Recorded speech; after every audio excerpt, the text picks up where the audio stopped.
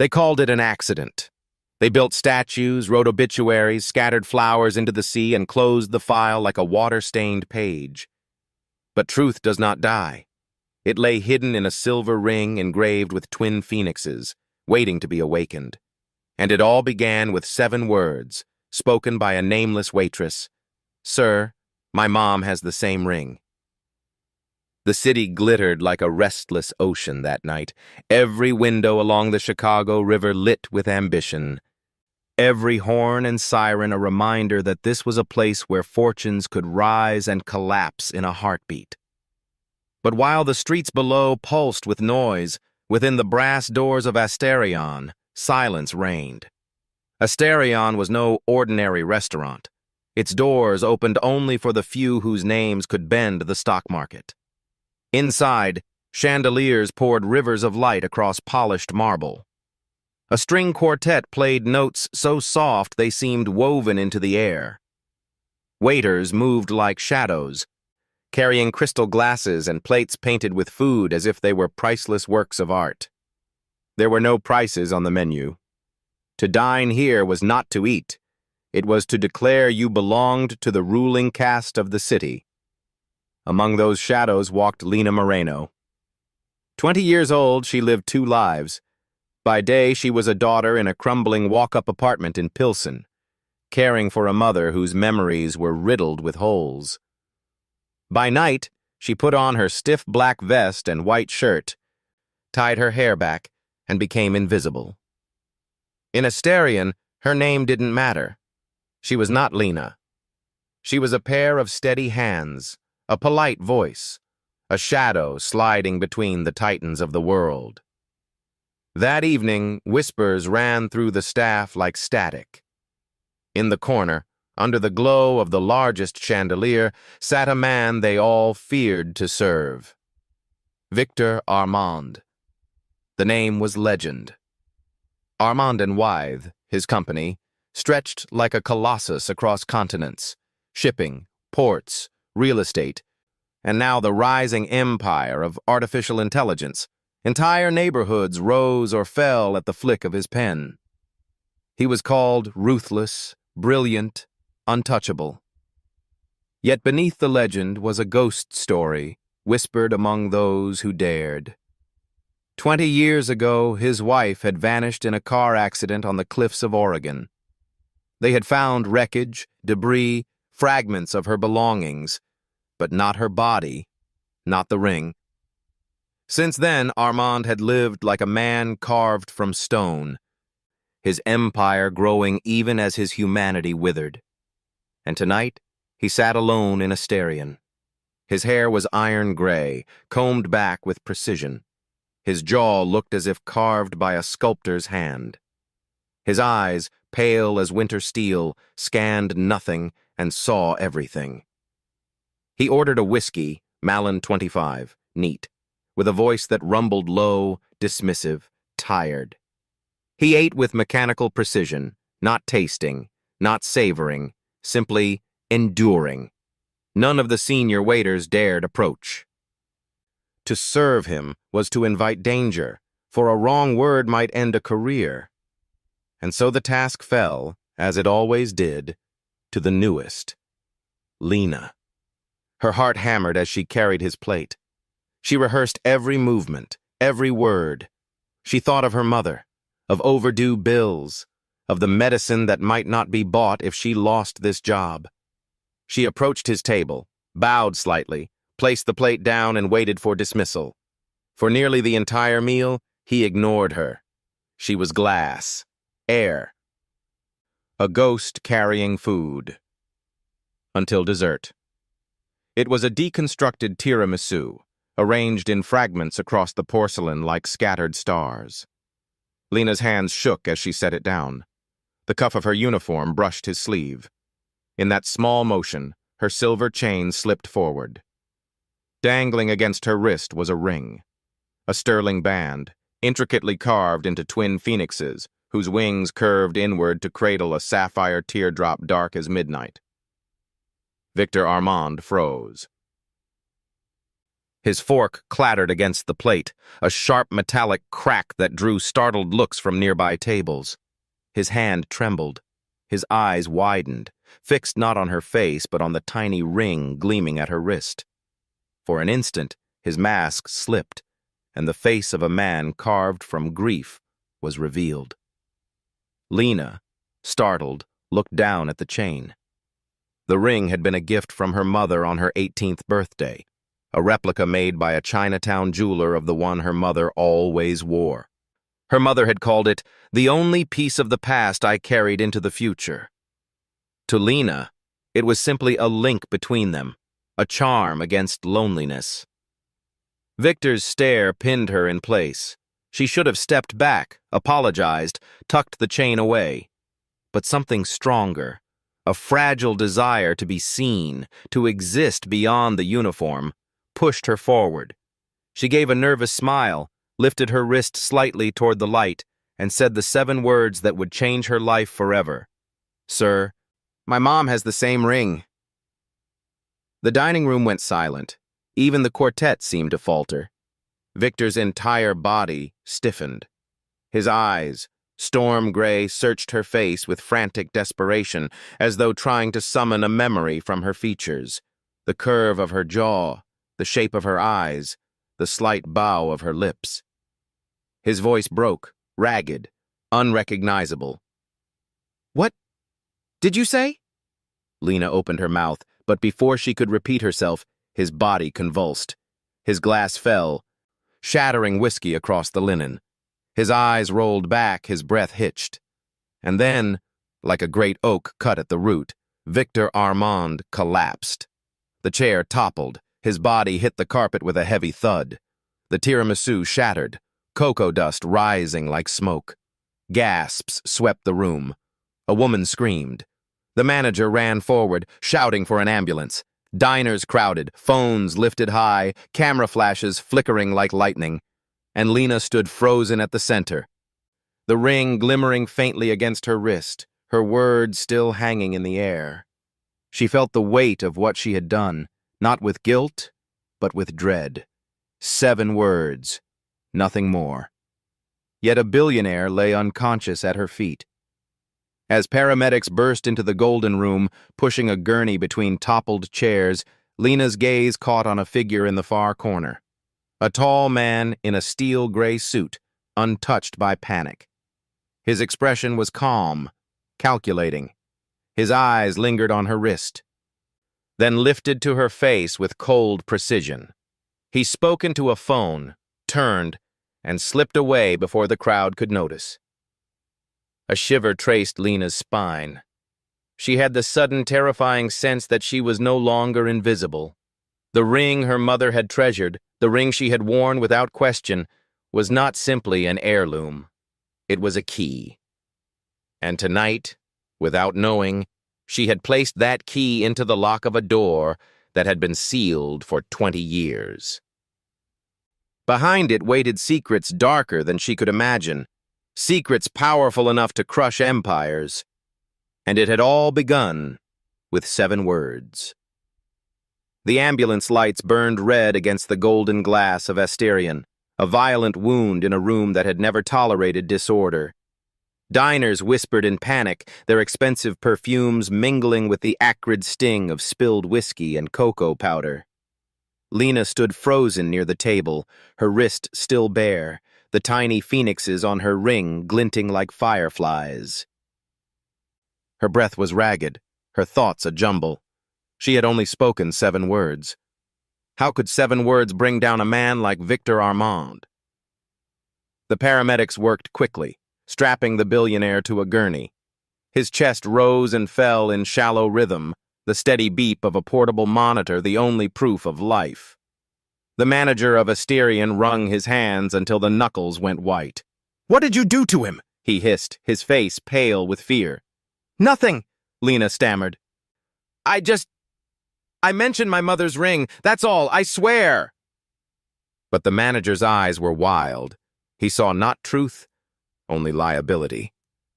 And standing behind him was the man in the gray suit. He had been watching since the moment Victor fell. Now he stepped forward, tall, precise, with the kind of face carved not to be remembered. His gaze lingered on Lena, not her uniform, not her frightened eyes, but the chain on her wrist. His lips tightened, and then, without a word, he slid a card into the manager's palm. "Find out everything about her," he said quietly, his voice carrying an authority that silenced even panic. "Her name, her address, and make sure she doesn't vanish." Then he turned on his heel and followed the gurney out into the night. The next morning, the newspapers were merciless.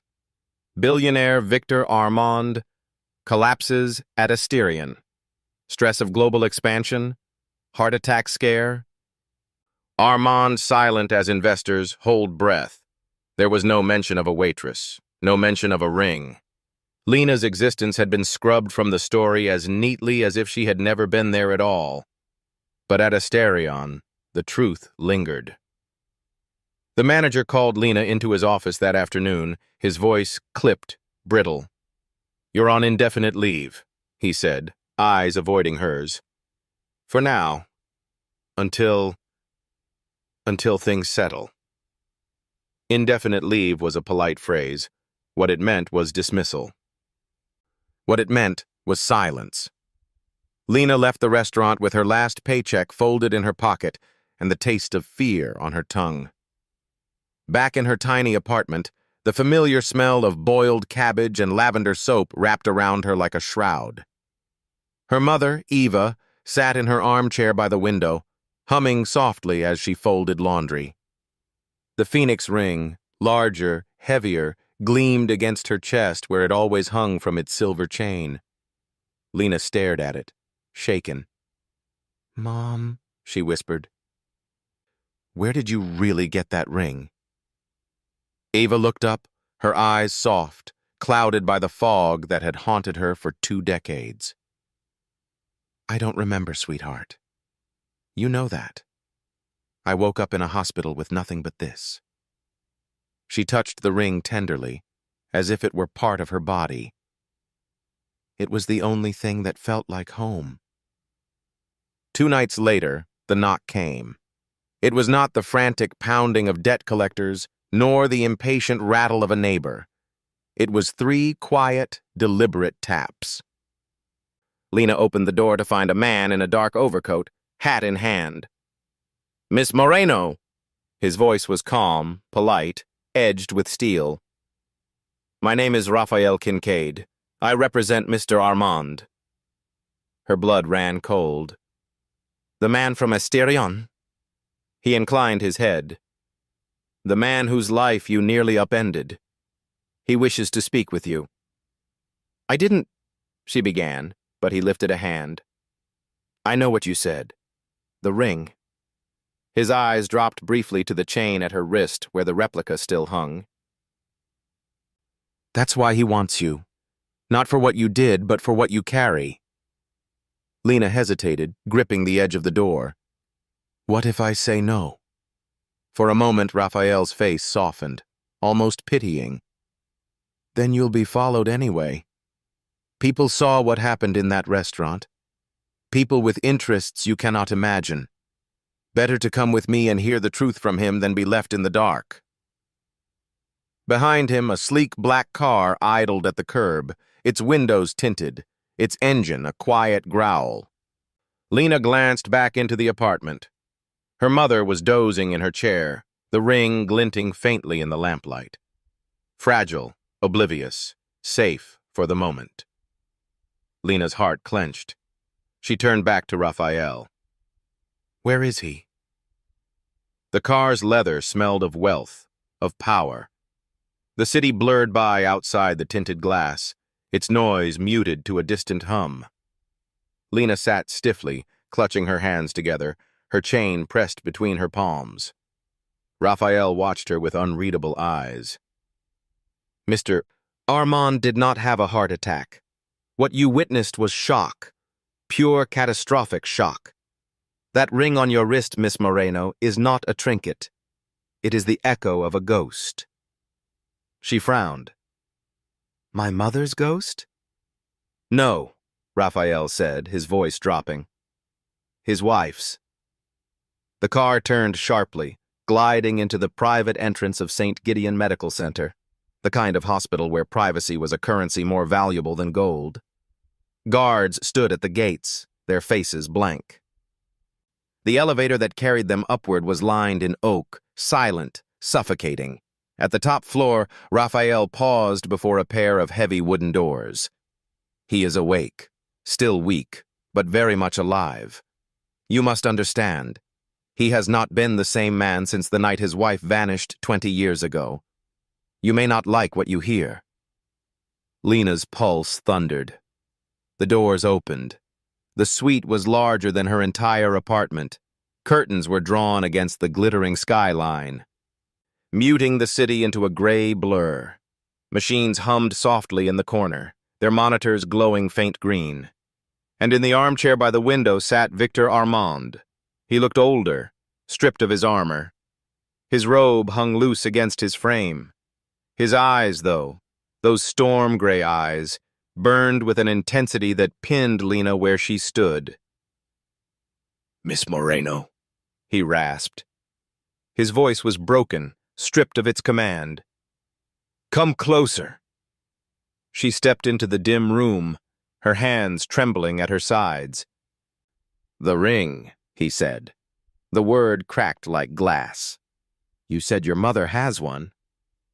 Lena nodded, unable to form words. His eyes closed briefly, pain etching his face. "There is only one such ring in the world. I designed it myself. Twin phoenixes, wings entwined, cradling a sapphire drop. I gave it to my wife, Elise, on our first anniversary. She was wearing it the night she died." The steady beep of the monitor quickened. His breath shook. He opened his eyes again, and they glistened with unshed tears. "It was never recovered from the wreckage. They told me the ocean claimed it, that the ocean claimed her. But now—" His gaze cut to her wrist, to the replica.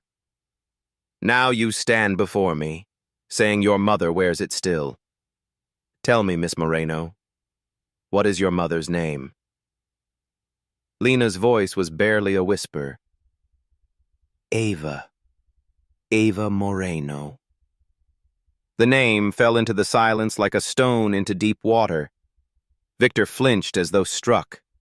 Confusion, hope, terror collided in his eyes. "Ava," he repeated, as if tasting it for the first time. "No, that cannot be. Unless—" He leaned forward, desperation flooding his features. "I must see her. Please. If there is even a chance—" His voice broke entirely. "If there is even a fragment of truth in what you said, I must see her." Lena's heart pounded. She thought of her mother humming softly at the window, the chain glinting against her blouse. She thought of the blank spaces in Eva's memory, the fall that had stolen her past. And she wondered, what if those blank spaces were not empty at all? The rain began the following evening, soft at first, then swelling into a steady percussion against the rattling windows of the Pilsen apartment. Lena sat on the worn sofa, her mind still echoing with the words Victor Armand had spoken in that hushed hospital suite. "There is only one such ring in the world. I designed it myself. I gave it to my wife, Elise, on our anniversary. She was wearing it the night she died. But her mother's name was Ava, Ava Moreno, not Elise. How could the two possibly be the same woman? Her mother's fragile humming floated from the kitchen, where she brewed tea in their dented kettle. Ava looked so ordinary, so small, moving slowly between stove and counter with that faraway glaze in her eyes. Lena wanted desperately to dismiss it all as coincidence, a desperate billionaire chasing ghosts. But the ring at her mother's neck gleamed like a living contradiction. Lena needed answers. She waited until her mother dozed off in her chair, the teacup cooling on the side table, the lamp throwing a halo of gold around her silver-threaded hair. Quietly, Lena slipped into her mother's bedroom. The air smelled of lavender and mothballs. She opened the closet, careful not to let the hinges creak. There, beneath a stack of old blankets, sat a small, battered shoebox. Lena had seen it before, in passing, but her mother had always guarded it, changing the subject whenever it came up. Tonight, curiosity burned hotter than obedience. With trembling hands, she lifted the box out and set it on the bed. The lid resisted, swollen with years of dust and memory. When it came free, the contents inside seemed almost ordinary at first, until she looked closer. A dried flower, pressed flat, its petals brittle as paper. A bus ticket to New York. The ink faded to a ghost of blue. A hospital bracelet, plastic yellowed with age, its print smudged but still legible. Jane Doe, Willow Harbor Clinic. Admission, October 2004. And beneath it all, a faded Polaroid photograph. Lena's breath caught. The picture showed a younger woman, laughing with her head thrown back, her arm looped around a man whose eyes were unmistakable. Storm gray, carved jawline. Victor Armand in his youth. The woman's face was radiant, alive, and hauntingly familiar. She was Eva, but not Eva. Her hair was longer, her smile brighter, her posture unshadowed by fog. On her left hand gleamed a ring, the ring. Two phoenixes embracing a sapphire tear. Lena's fingers shook as she traced the outline of her mother's face on the photo. The resemblance was undeniable. This wasn't coincidence. This was proof. Her mother was Elise Armand, and Lena Moreno, the waitress who scraped by on tips and sleepless nights, was the daughter of one of the richest men in the country. The realization struck like lightning. Her knees weakened, and she sat heavily on the bed, the photograph trembling in her grasp. Questions surged like floodwater. Why had her mother been left nameless? A Jane Doe in some small-town clinic? Why had Victor been told she was dead, her body claimed by the ocean? And who had ensured that truth never reached him? The bracelet's brittle plastic cut into her palm as she clenched it. Willow Harbor Clinic. A place she had never heard of. Far from the glitter of Chicago or New York. How had her mother ended up there? Who had carried her broken body to that door? As if to answer, her eyes drifted to the corner of the box where a slip of paper curled beneath the bus ticket. She pulled it free. An old taxi receipt, ink smeared but barely readable. The words, Blackstone Outlook, Willow Harbor were stamped across it. The date matched the bracelet, the week of the supposed accident, but the receipt was charred at the edges, as though it had survived fire. Lena felt a chill crawl up her spine. Someone had tried to burn this evidence. Someone had wanted her mother erased. She closed the box quickly, heart racing. The sound of her mother stirring in the living room sent a jolt of guilt through her chest. She shoved the box back under the blankets and closed the closet door softly. Later that night, she lay awake listening to the rain hammer the roof. Her mother's soft snores drifted down the hall, but Lena could not sleep. The photograph burned in her mind. Her mother's laugh, Victor's arm around her, the ring glittering like a promise never meant to be broken. And then she thought of the gray-suited man at Asterion, the one who had watched her with eyes as cold as steel. Raphael Kincaid had been polite, but others might not be. If someone had paid to bury Elise's identity 20 years ago, what would they do now that the truth threatened to resurface? As if summoned by her thoughts, movement flickered outside the rain-streaked window. A shadow lingered near the curb, just beyond the reach of the streetlight. Lena's breath hitched. The figure lit a cigarette, its ember briefly illuminating a hard profile, then turned and vanished into the darkness. She realized with icy clarity, she and her mother were already being watched. The next day, Lena carried the shoebox evidence in her memory like contraband. She wanted to confront her mother, to shake answers from her. But how could she? Ava didn't even remember her life before the fall. A blunt revelation might shatter her completely.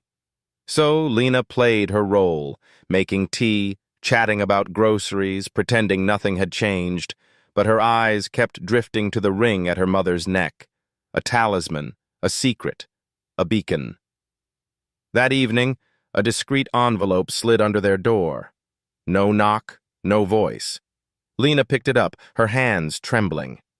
Inside was a single card, embossed with a name, Raphael Kincaid. Beneath it, an address scrawled in sharp ink, St. Gideon Medical Center, Suite 14B, and one line written by hand, "You deserve the truth, tonight." Lena's breath caught. She glanced toward her mother's armchair where Eva hummed absently to herself, eyes glazed, lost in some foggy dream. For Lena, there was no choice anymore. The photograph, the bracelet, the charred receipt, all pointed toward a conspiracy deeper than she could untangle alone. If Victor Armand had been a ghost for 20 years, then she was walking among shadows just as dangerous. She slipped the card into her pocket, kissed her mother's forehead, and whispered, "I'll find the truth, Mom. I promise." Then she stepped into the storm. The rain hadn't stopped. It came down in sheets that blurred the neon glow of the city into streaks of liquid fire. Lena gripped her umbrella tight as she hurried up the marble steps of St. Gideon Medical Center, the address etched into her mind from Raphael Kincaid's card. She felt small inside the grand lobby, dwarfed by its chandeliers and polished stone, her soaked jacket clinging to her frame. The receptionist didn't ask questions. Her name was clearly already on some unseen list. A silent nod, a gesture to the elevator. The doors slid shut behind her, sealing her into a coffin of mirrors. She stared at her reflection. Tired eyes, rain-matted hair, the chain at her wrist hidden beneath her sleeve. "What am I doing here?" she thought. But the image of the shoebox burned behind her eyes, the Polaroid of her mother laughing, the hospital bracelet stamped Jane Doe. She had no choice. The elevator chimed. The doors opened onto the private wing. Plush carpets muffled her footsteps. Security guards stood like statues, but their eyes followed her every move. At the far end of the hall waited Suite 14B. Raphael Kincaid met her there. He was impeccable as always. Gray suit, silver tie, expression unreadable. "Miss Moreno," he said, inclining his head. "He's been waiting." Her stomach tightened. "For me?" "For the truth," Raphael replied. He opened the door. The suite was dim, the curtains drawn against the storm. Machines hummed softly in the corner, green lines pulsing across monitors. And in the armchair by the window, swathed in a robe, sat Victor Armand. He looked older than he had at Asterion, his face pale, his shoulders stooped. But his eyes, those storm-gray eyes, burned with a desperate light that pinned Lena where she stood. "Miss Moreno," he rasped, "you came." Her throat tightened. "You asked for me." "Not for you," he whispered. His hand trembled as he gestured toward the chair opposite him. "For her. For the woman who raised you. For the ring she wears." Lena sat slowly, her palms clammy, her pulse hammering in her ears. "Tell me," Victor said, leaning forward. "How long has your mother worn it?" "As long as I can remember," Lena murmured. "She told me she woke up in a hospital with nothing but that ring." She hesitated. The hospital bracelet said Jane Doe, Willow Harbor Clinic, October 2004. Victor flinched as though she had struck him. His fingers clenched around the armrest. Willow Harbor. The words were a curse. "I know that place, a clinic near the coast. It was close to where they said her car fell." He pressed a shaking hand to his mouth, closing his eyes. When he spoke again, his voice cracked with both agony and hope. My wife, Elise, was on her way back from Carmel. They told me she drove off the cliffs, that the ocean took her. But if she was found inland, unconscious, nameless. He opened his eyes and they were bright with tears. Then she lived. She's Eva, Lena whispered, the word tasting strange on her tongue. Eva Moreno. My mother. She doesn't remember anything before that day. Eva, Victor repeated, testing the name. His voice broke. No. Elise. My Elise. Silence pressed heavy between them, filled only by the steady beep of the heart monitor. Lena wanted to recoil, to deny it, to protect her mother from the storm unraveling around them. But the shoebox in her closet had already answered the question. Victor leaned forward, desperate. Please, let me see her. If I can look into her eyes, I'll know. A man cannot mistake the woman he loved. Lena's chest ached. She thought of her mother's fragile mind, the confusion that clouded her days, the fog that swallowed her past. She's not the woman in that photograph anymore, she said quietly. She doesn't remember you. Or herself. She built a life from scraps because she had no other choice. I won't let anyone break her again. Victor's breath shook. Do you think I want to break her? For 20 years I've been a ghost in my own life. If there's a chance she's alive. His voice cracked, raw. I need to see her. Even if she doesn't know me. Raphael cleared his throat, stepping forward. His calm was a contrast to Victor's desperation. Miss Moreno, you should know. Someone went to great lengths to erase Elise Armand. The hospital bracelet, the false reports, the absence of a body.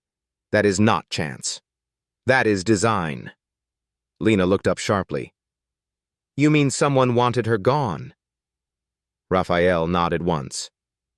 And if she resurfaces now, whoever orchestrated it will not hesitate to finish the job. The room darkened with the weight of his words. Victor's jaw hardened. Julian? Lena frowned. Who's Julian? My cousin, Victor spat. He handled the aftermath.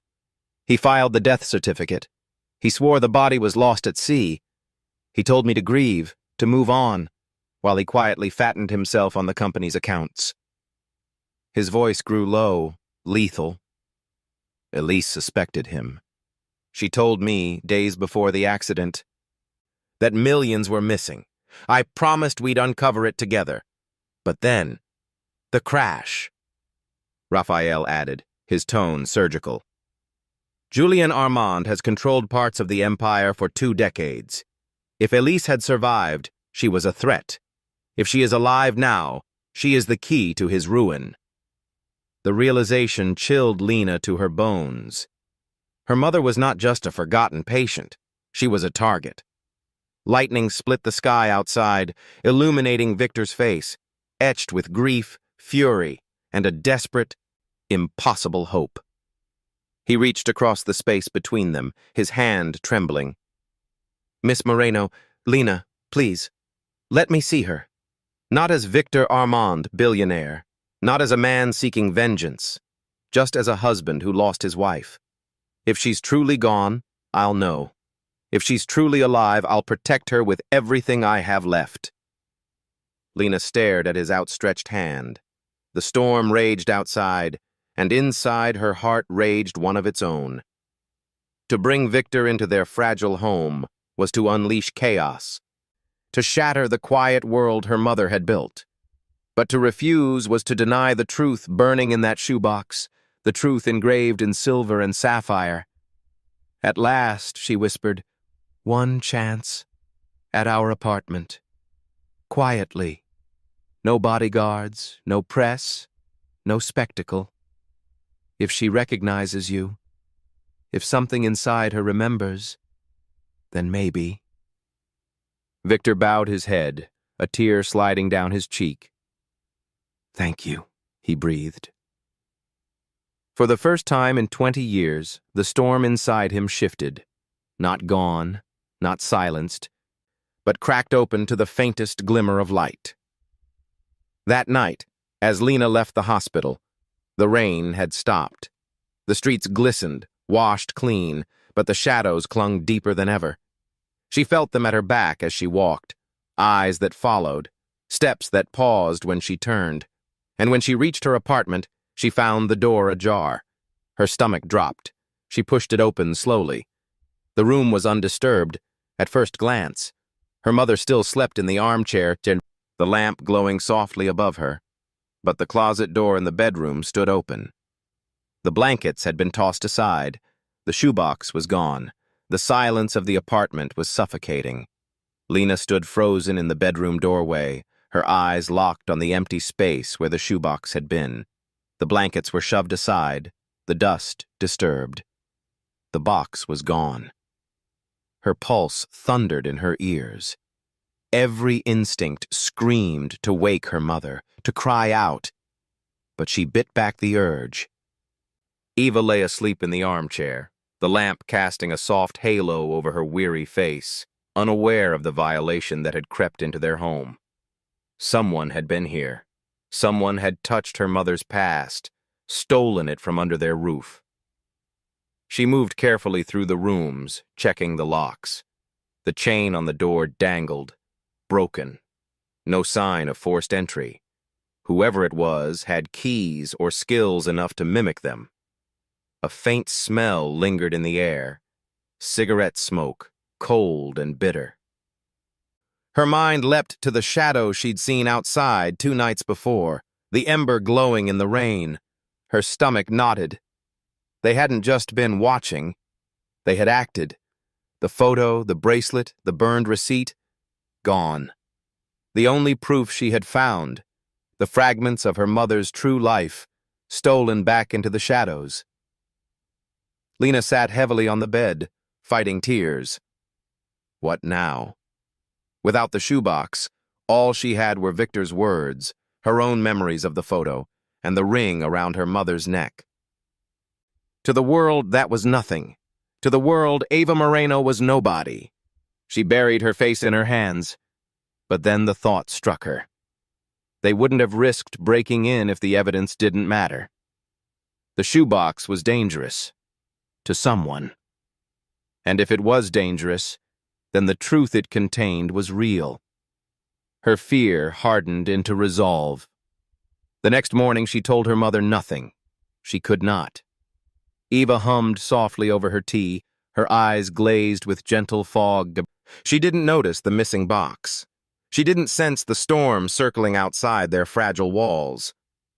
Lena pretended as well as she could, smiling, nodding, folding laundry.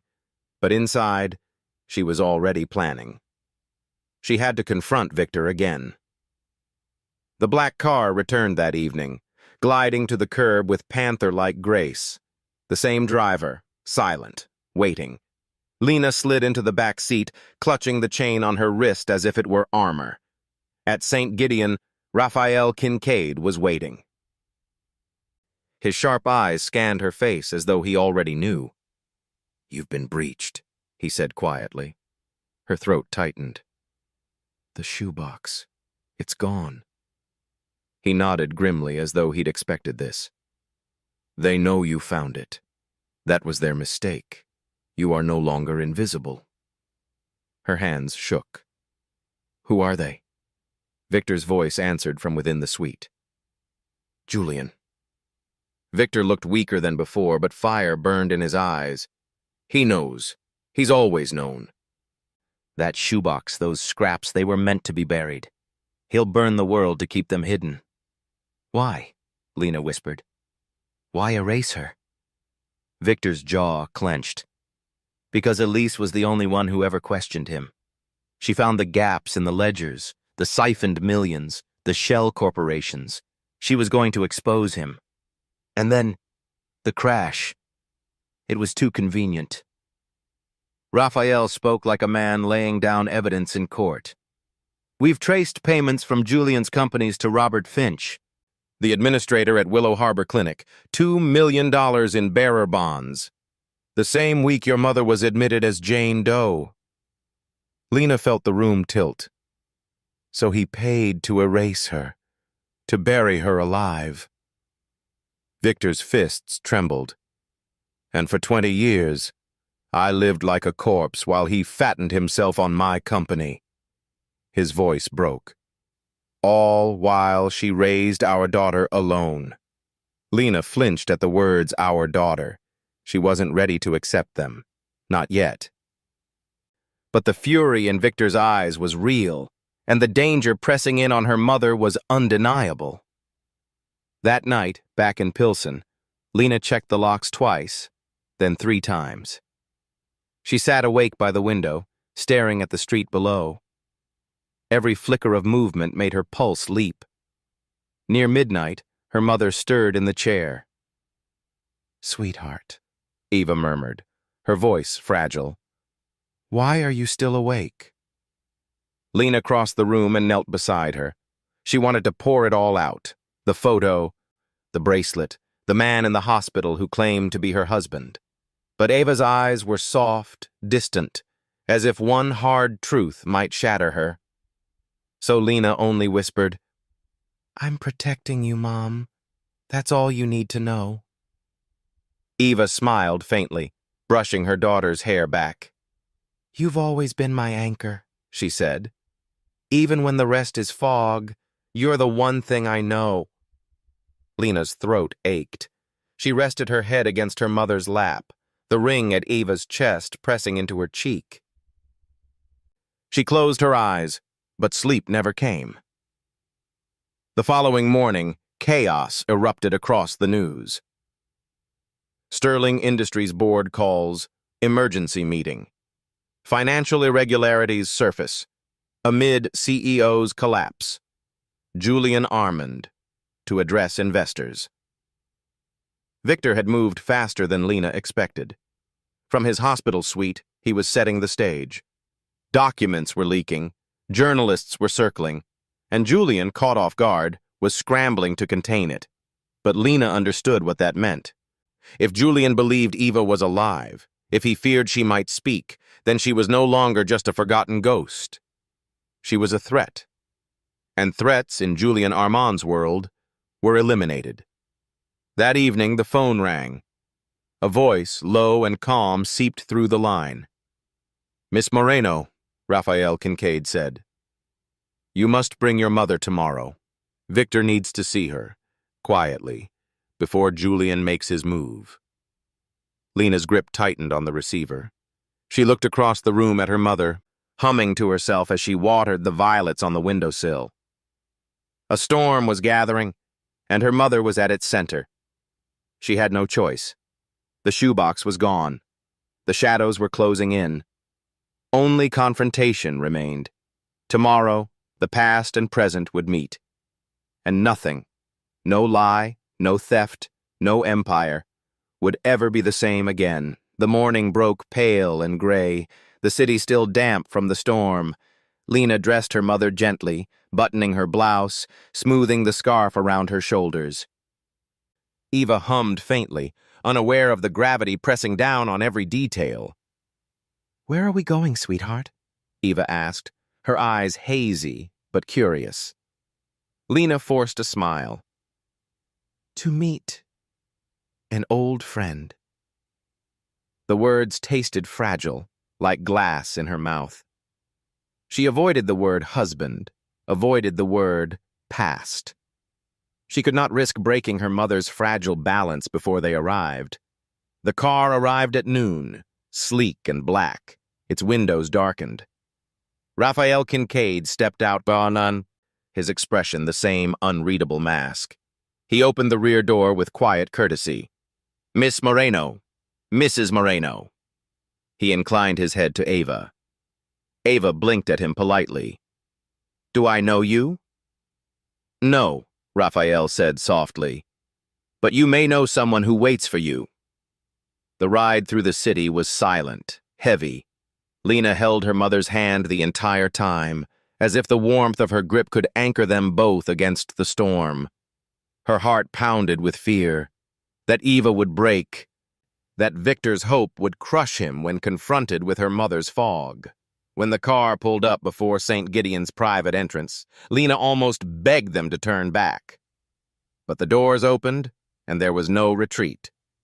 Victor Armand was waiting in the suite, not in silk pajamas this time, but in a simple sweater and slacks. He looked smaller without his armor of wealth, more human, more fragile.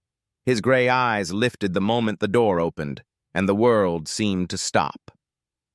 Eva stepped into the room, her scarf slipping slightly from her shoulders. She looked at him with polite confusion, as though facing a stranger whose face tugged at some dream she couldn't recall. Victor rose slowly, his knees trembling, his breath sharp. For a moment, he simply stared. Then his lips parted, and a single word escaped, cracked with decades of longing. Elise. Eva flinched slightly, as if the name was a foreign sound. I'm sorry, she said softly. My name is Eva. Victor's chest caved with pain, but he took a step forward anyway, holding out a bouquet of white freesias. These were always your favorite, he whispered. Eva's brow furrowed. She took the flowers cautiously, lifted them to her nose, and inhaled. Her eyes fluttered shut for a moment. A flicker passed across her face, recognition, or perhaps just the phantom of one. They smell like... She hesitated, her voice distant. Like summer by the water. Victor's throat worked. Carmel, he said. You used to say the ocean smelled like memory. Eva's hand trembled around the stems. The moment passed, slipping away like mist. She looked back at him, confused. Do I know you? Victor's eyes glistened. He did not push. He only whispered, You knew me once, and I have never stopped knowing you. Lena stood at the side, her own heart tearing. She had feared this, her mother staring blankly, Victor collapsing under the weight of disappointment. But there was something else in the room, too, something intangible, a current, a pull. Ava's fingers drifted unconsciously toward the chain at her throat where the phoenix ring gleamed. Victor saw it. His breath caught. He stepped closer, his voice trembling. That ring! You never took it off. Ava clutched it instinctively, her knuckles white. It feels like part of me, she whispered. Like an anchor. Victor staggered, his hand flying to his chest. You use the same word, he said hoarsely, turning toward Lena. Anchor. She told you that? Lena nodded silently, tears brimming. Ava's eyes softened. You talk as if you've lost someone. Victor's composure cracked. I lost you, he said, voice breaking. 20 years ago. They told me the sea claimed you. I buried an empty grave. I've been a ghost ever since. Silence swallowed the room. Ava's hand trembled at her throat. Her eyes filled with something fragile and painful, almost memory, almost recognition. Then, like a fragile thread being tugged, Eva began to hum. It was a melody Lena had heard countless times as a child, a lullaby her mother sang on restless nights. Simple, haunting, off-key, yet filled with warmth. Victor froze. His knees buckled. His hand gripped the back of the chair. Tears flooded his eyes. That song. His voice cracked into a sob. My mother sang it to me as a boy. I sang it to you when the storms kept you awake. You sang it back to me on our honeymoon. Ava's voice faltered, the melody dissolving. She pressed a hand to her forehead, distressed. I don't know why I hum it, she whispered. It's just always been there. Victor crossed the distance in 2 strides and dropped to his knees before her chair. He didn't touch her. He only looked up at her as though worshipping something holy. "Because it's ours," he whispered. "Even if the years stole your memories, they could not steal your soul. Elise, you're here. You're alive." Eva's eyes brimmed. She reached out tentatively, brushing his cheek with trembling fingers. "You feel familiar," she admitted, "like a dream I once had and lost." Victor closed his eyes, tears streaming freely. For the first time in 2 decades, he was holding not a memory, not a ghost, but the living presence of the woman he had loved.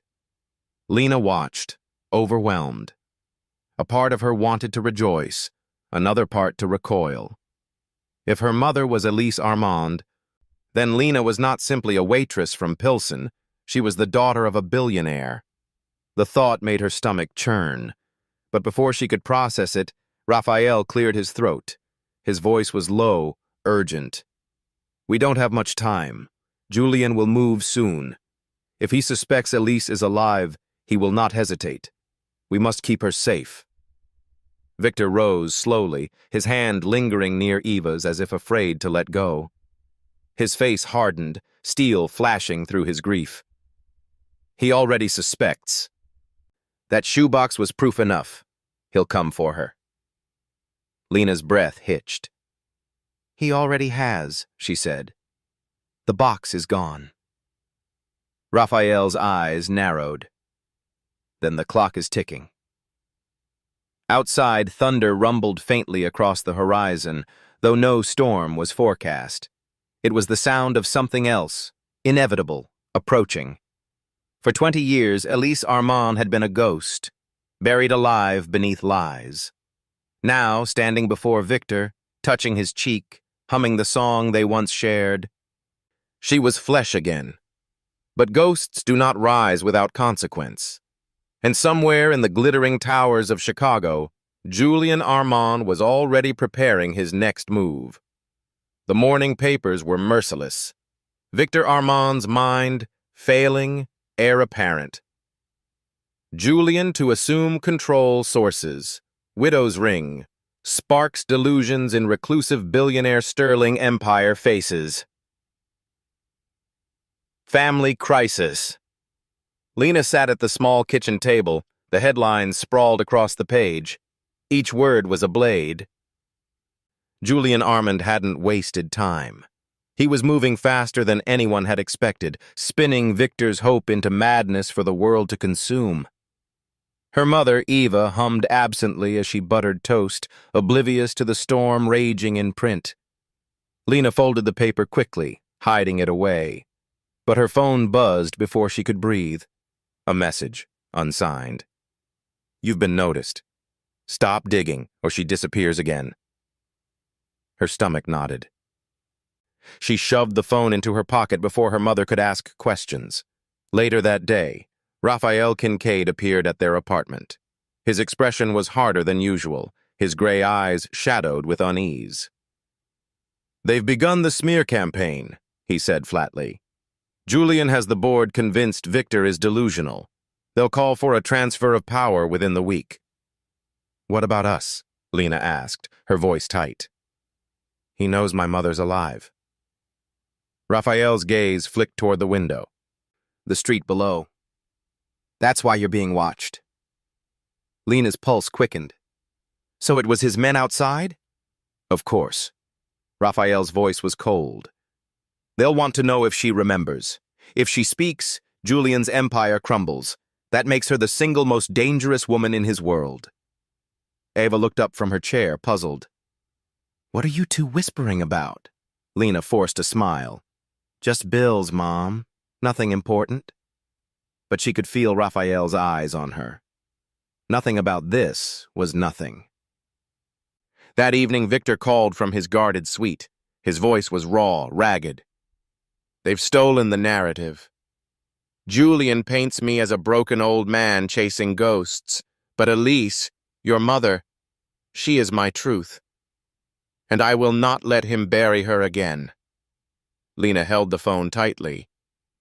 She doesn't even remember you. What if forcing this on her breaks her? Victor's voice cracked with desperation. Then I will break with her, but I will not let Julian win.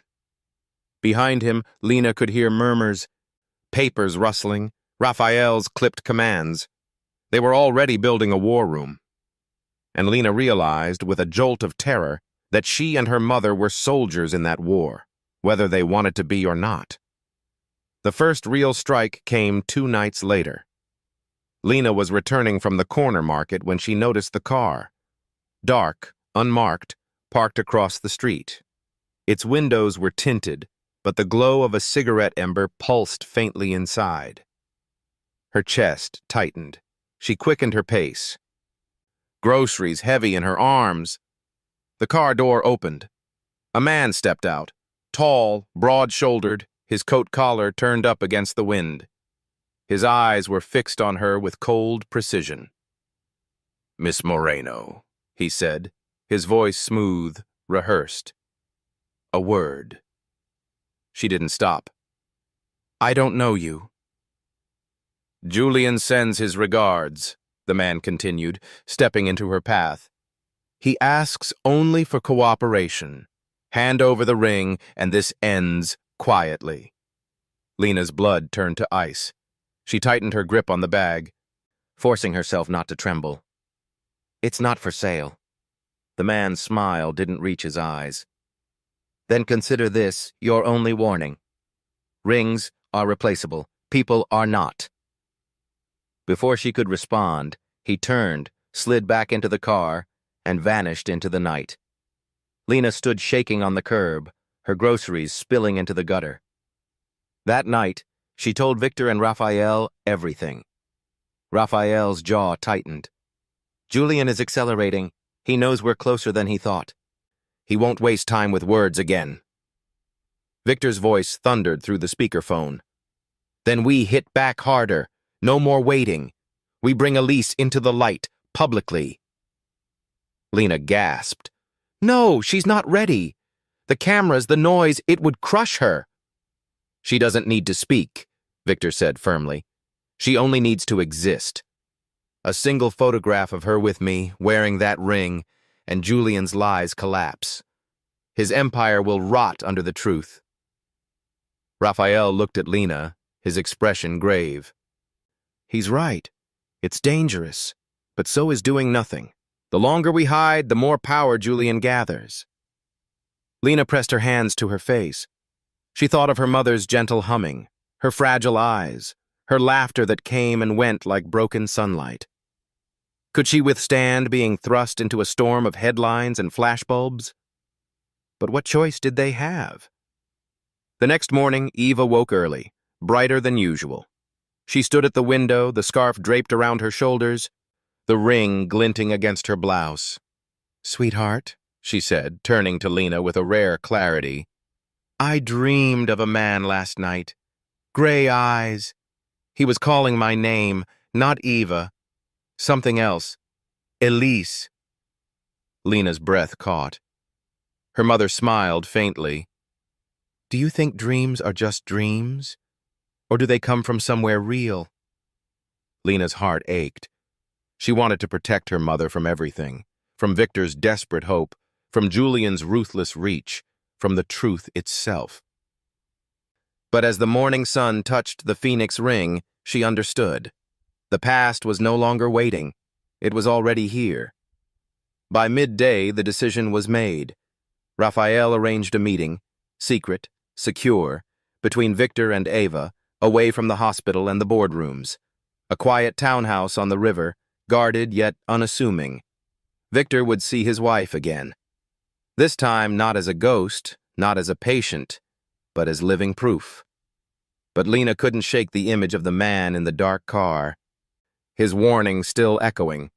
Rings are replaceable. People are not. She knew Julian wouldn't sit idly by. If the truth came out, his empire would collapse. And men who build empires on lies never go down quietly. That night, as Lena packed a small bag for her mother, she glanced out the window. The street below was empty, but she felt it, eyes in the dark, waiting. The war for the truth had begun, and in its center stood a fragile woman with a broken memory, a daughter clutching her hand, and a silver ring carved with twin phoenixes. The townhouse sat on the north bank of the Chicago River, brick and glass rising modestly between the steel towers that dwarfed it. It had no nameplate, no doorman, no sign that one of the city's most powerful men had claimed it as a refuge. Only the discreet sweep of security cameras and the faint shimmer of tinted windows hinted at its true purpose. Lena guided her mother up the narrow steps, her hand firm on Eva's elbow.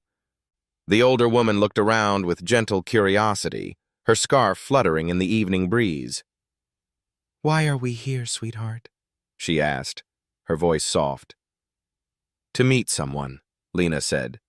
Her heart hammered with every word. The door opened before she knocked. Raphael Kincaid stood there, gray suit immaculate, expression carved from stone. He ushered them in without a word.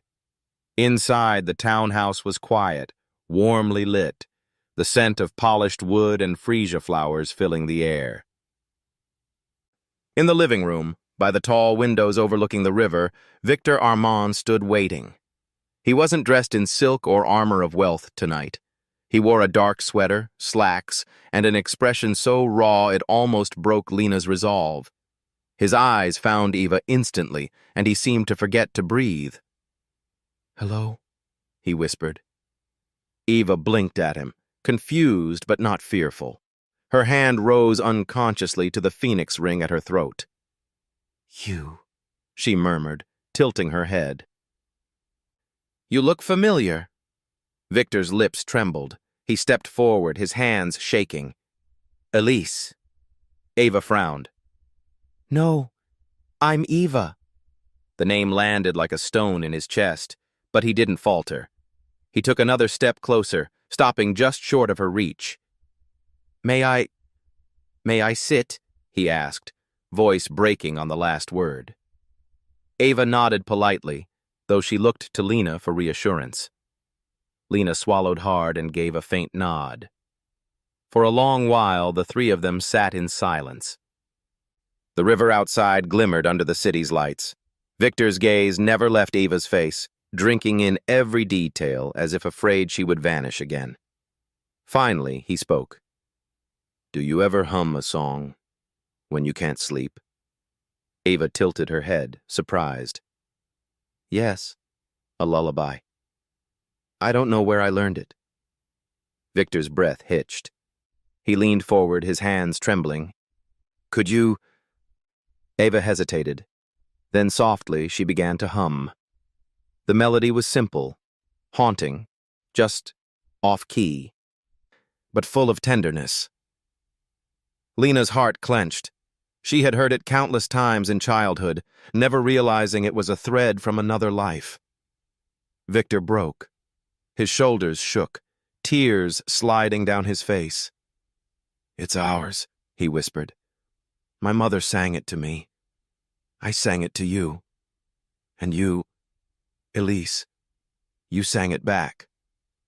Eva faltered, her hand pressing to her forehead as though a spark had ignited behind her eyes. I can't remember," she whispered. "But it feels safe." Victor reached across the space between them.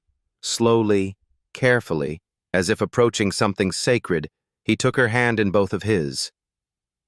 "Then let me be safe for you," he said, voice ragged. "Even if you never remember, let me love you now." Lena's chest ached. She had feared this moment, but she could see it, something in her mother's eyes shifting, flickering, as though the fog had thinned for a heartbeat. Not memory, recognition of the soul. But the tenderness in the room was fragile, trembling on the edge of shattering. Because Raphael stood at the doorway, his phone pressed to his ear, his face taut. "They've found us," he said abruptly.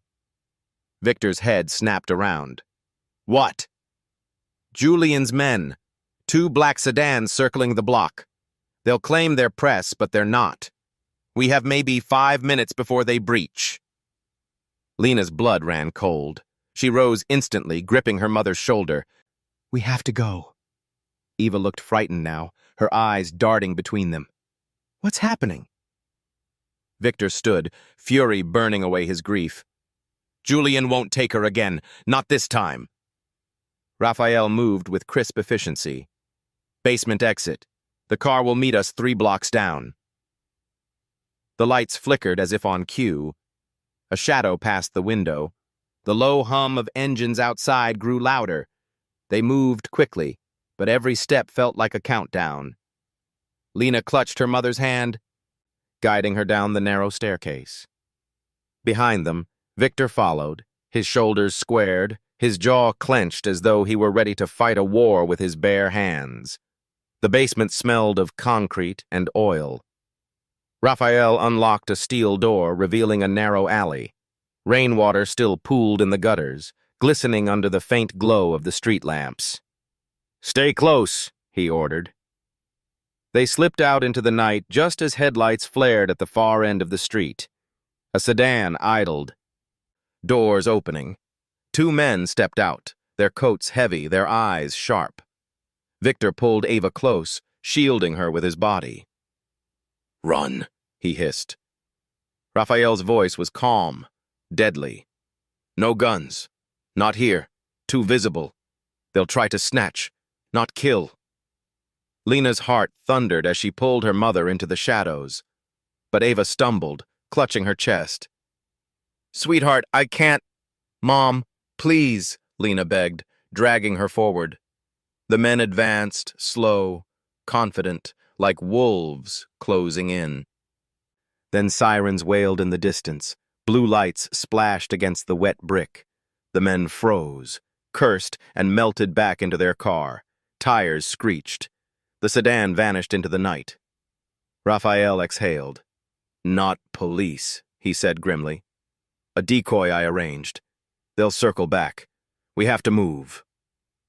They made it to the waiting car 3 blocks down. Eva collapsed into the seat, trembling. Lena held her tightly, whispering soothing words even as her own hands shook. Victor sat opposite, staring at her mother with a mixture of awe and terror. He had her back, alive, breathing, holding the ring, but the price of truth was closing in like a noose. Raphael shut the door, his expression grim. "This will not stop. Julian knows she lives. He knows you've seen her. The war is no longer hidden." Victor's eyes darkened. "Then we end it. We drag his lies into the light." Eva looked between them, confused, afraid. "I don't understand," she whispered. "Who are these people? Why do they want me?" Lena kissed her mother's hand. "Because you're not Eva Moreno," she whispered. "You're Elise Armand. And your life is the truth they've been afraid of for 20 years. The car sped through the dark city, the river flashing past in glimmers of steel and shadow. Lena clutched her mother close, her eyes burning. The path ahead was no longer a mystery. It was war. And at its heart stood her mother, a woman with no memory but a soul that remembered everything. Julian Armand entered the Sterling Industries boardroom like a man walking onto a stage he believed he owned. His suit was immaculate, his smile practiced, his voice smooth with false gravitas. Cameras weren't allowed in this inner sanctum, but every board member present would repeat his words later to the world. That was the design. "Victor is unwell," Julian began, spreading his hands in a gesture of weary duty. "We all saw the collapse. And now, delusions. Fantasies about his wife, God rest her soul, surviving 20 years unseen. This isn't the mind of a leader. It's the mind of a man broken." The directors murmured, some nodding, some frowning. Julian's smile widened. He had rehearsed this for years, perhaps even since the day Elise vanished. At that same hour, across the city, Lena sat by her mother's side in the townhouse safe house. The ring at Eva's throat glimmered faintly under lamplight. Outside, reporters' voices swelled like a restless tide. News of their presence had leaked. Julian's men had made sure of it. "Sweetheart," Eva whispered, watching the window uneasily. "Why are all those people shouting our names?" Lena swallowed hard. "Because you're important, Mom. More than you know." Her mother's brow furrowed, confusion clouding her eyes. She reached up to touch the ring as though it were the only thing tethering her to reality. "I don't understand." Neither did Lena, not fully, but she knew the truth was no longer a secret between a handful of people. It was bleeding into the world, whether they were ready or not. Back in the boardroom, Marcus Thorne, Victor's loyal confidant, rose to his feet. His calm, clipped voice sliced through Julian's theater. "You speak of delusion, Julian, but we've uncovered financial trails. 2 million in bearer bonds laundered through a Cayman shell corporation handed to Robert Finch, the administrator of Willow Harbor Clinic. The very weak and unidentified woman was admitted there with amnesia. 20 years ago." The room stirred, unease prickling in the air. Julian's smile stiffened. Marcus pressed on. "That woman wore a ring, a unique piece designed by Victor Armand himself. A ring reported lost with Elise Armand's supposed death." Julian's composure cracked. His knuckles whitened on the table. "You weave stories without proof." "I will not dignify—" But Marcus's voice cut sharper. "The proof lives. She breathes. She hums the lullaby only Victor and Elise shared. And she wears the ring. You buried her once, Julian. You will not bury her again." Julian masked his panic with laughter, sharp and grating. "Absurd. Convenient fairy tales. If such a woman exists, show her. Bring her before us." He thought it was impossible. He thought she would remain hidden, fragile, nameless. But at that very moment, Lena stepped into the townhouse courtyard with her mother, flanked by Raphael's discreet security. The press surged, cameras flashing like lightning. Victor Armand appeared at Eva's side, taking her hand gently. His voice, though low, carried like a thunderclap. "Look well.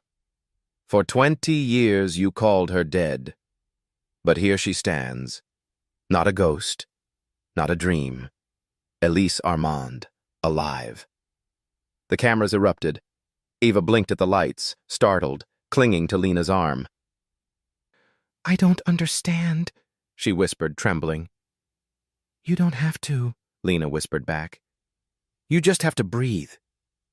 The boardroom descended into chaos. Some members demanded answers, others demanded recess. Julian fought to maintain control, but Marcus seized the moment, sliding a folder across the table. Inside, photocopies of the burned taxi receipt, witness statements from Willow Harbor staff, and a sworn affidavit from a nurse who remembered the Jane Doe with the silver ring. "You buried a woman alive for your greed," Marcus said coldly, "and you embezzled millions under her absence. Choose carefully, board members. Stand with truth, or with a liar who stole not just money, but a mother from her child." The directors shifted in their seats. Doubt was blooming, spreading like cracks in glass. In the townhouse courtyard, Victor turned to Eva, his hand trembling on hers. "You don't have to remember me," he whispered for her alone, "but I remember us. And the world will remember you now." Eva's eyes filled with tears. "I feel like I'm breaking into pieces." "No," Victor said fiercely. "You're rising, like the phoenix on your ring. You've already survived the fire." The crowd roared with questions, but Lena blocked them out, holding her mother tight. For the first time in her life, she felt the invisible weight shift. She was no longer nameless, no longer powerless. The truth was messy, incomplete, fragile, but it was real. Julian's counterattack came swiftly. By nightfall, social media swarmed with doctored images, proof that the woman with Victor was an actress, a fraud hired to play Elise Armand. Anonymous accounts flooded forums, spinning lies faster than truth could chase them. Raphael paced the townhouse war room, phone pressed to his ear. "They're trying to bury her twice," he muttered. "We expected this." Victor stood at the window, watching the skyline blaze with news helicopters. Let them try. "Tomorrow the world will hear from Elise herself." Lena spun toward him, horrified. "She can't." "She doesn't need speeches," Victor replied. "She only needs to be seen. The board cannot deny her face, her ring, her song. Julian's empire collapses the moment she stands in that room." Lena's voice trembled. "And if she collapses instead?" Silence fell. Even Raphael had no answer.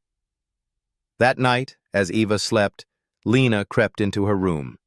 She sat at her mother's side, brushing a strand of silver hair back, whispering words she didn't know she had inside. "You don't have to be Elise if you can't. You can just be my mom. That's enough for me." Her mother stirred, half dreaming, and murmured, "You're my anchor." Tears slid down Lena's cheeks. She knew the war wasn't over. Tomorrow would decide everything.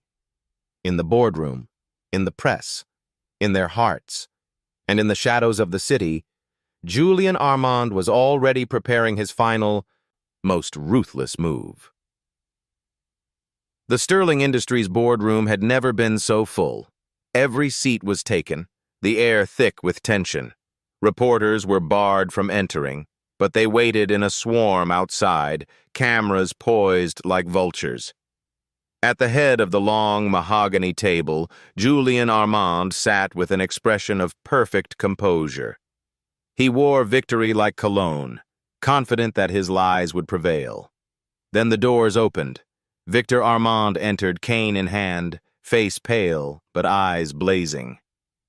At his side walked Lena, her grip firm around her mother's arm, and between them, Eva Moreno, or rather Elise Armand, the woman the world had buried 2 decades ago. Gasps rippled across the boardroom. Several directors rose to their feet. Julian's smile cracked, his knuckles whitening on the armrest of his chair. Elise faltered under the weight of so many eyes, her hand clutching at the phoenix ring at her throat. I don't know why I'm here," she whispered to Lena, trembling. Lena squeezed her hand. "Because you're the truth, Mom. That's enough." Victor's voice carried across the room, steady despite the quake in his chest. "You demanded proof. Here she stands. Elise Armand did not die. She was erased." The room erupted in overlapping voices.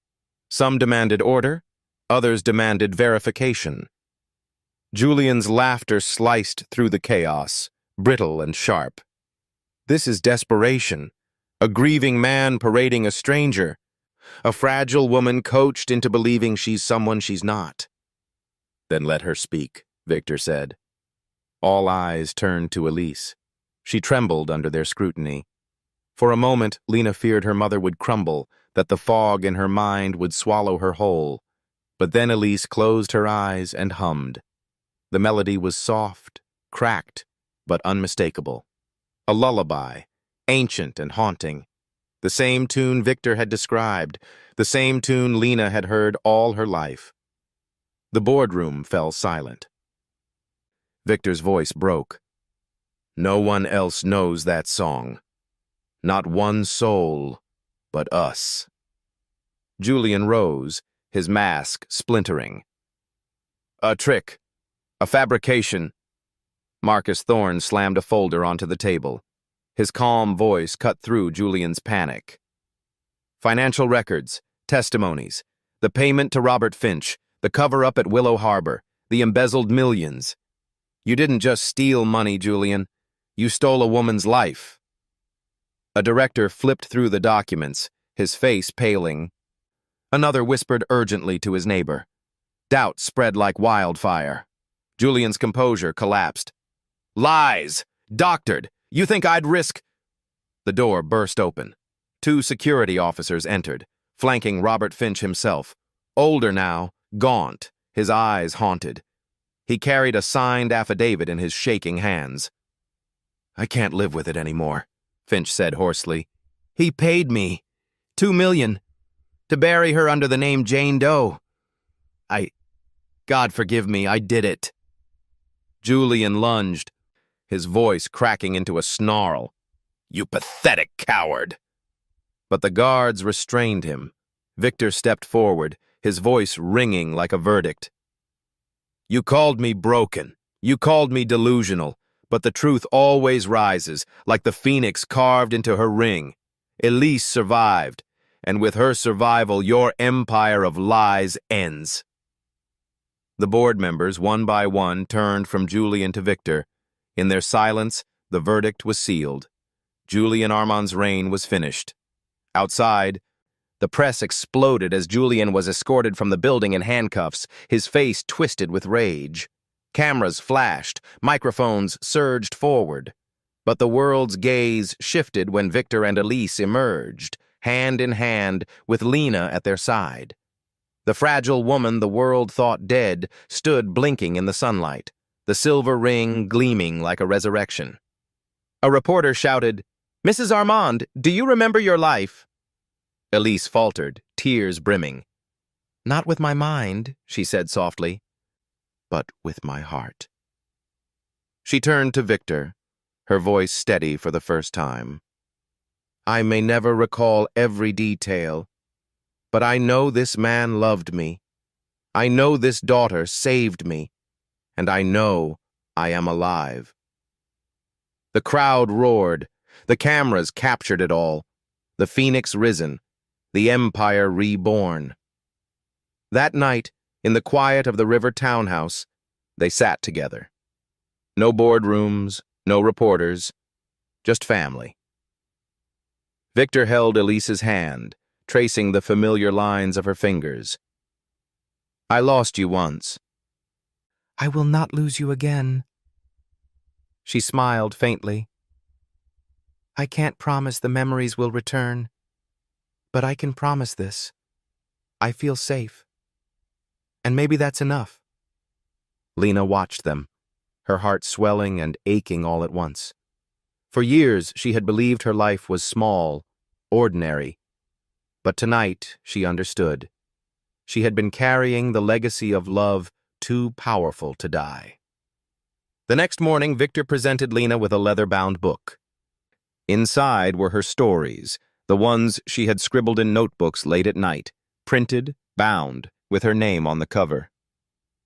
The Phoenix's Daughter, the title read. Tears blurred her eyes. You published this? Victor's voice was thick with pride. Your mother gave me hope. You gave me purpose. The world should see the soul you carry. Elise clasped her daughter's hand. You are our anchor, Lena. You kept me tethered when I drifted. You brought us home. For the first time in 2 decades, Victor Armand laughed freely. Elise hummed her lullaby without fear. Lena wrote, not in secret, but in the open, her words no longer confined to shadows. Julian was gone. The empire was scarred, but healing. And the phoenix carved in silver had risen, not just once, but twice. It had taken 20 years, a stolen shoebox, 7 fateful words, and the courage of a forgotten waitress. But in the end, love had burned through the lies. The boardroom was theirs. The truth was theirs. And together, at last, they began again. Sometimes the smallest words can unlock the greatest truths, and sometimes the love we think is lost forever returns, like a phoenix rising from ashes. If this story touched your heart, dear listener, we ask you one thing. Help it find another heart. Share it with a friend. Leave us your thoughts below, and let us know where in the world you're watching from. And if you wish to walk with us through more stories of hope, resilience, and impossible miracles, please subscribe to our channel and ring the bell icon, because every story matters, and every heart that listens becomes part of this journey.